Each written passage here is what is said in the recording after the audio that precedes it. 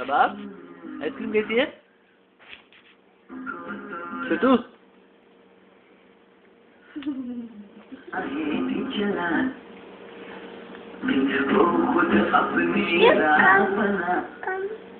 क्या है? कैसी है बे आइसक्रीम? छोटू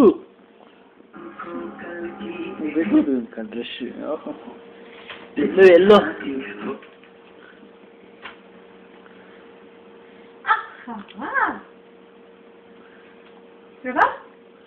कुछ बोलो भाई।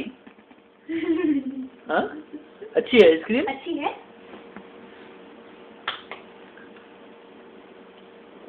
कैसी है आइसक्रीम रबाब? आइसक्रीम खाने के सब भूल गए ना, बात भी करना होना है बोलो। थैंक्स बोले आप। थैंक्स बोले आइसक्रीम दे दो आपको। थैंक्स बोलो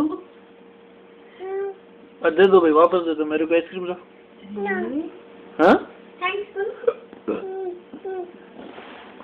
आइसक्रीम दो मेरे को। नो अब्बा को नहीं खिलाते आइसक्रीम? अरे दीदी वहाँ पे बच जाओ रबा। अरे गिर जाते जान।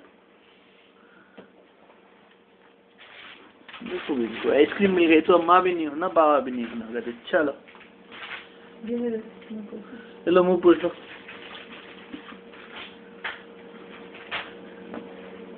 मुँह पोछो बस, मुँह के लिए है वो। थैंक्स रबा।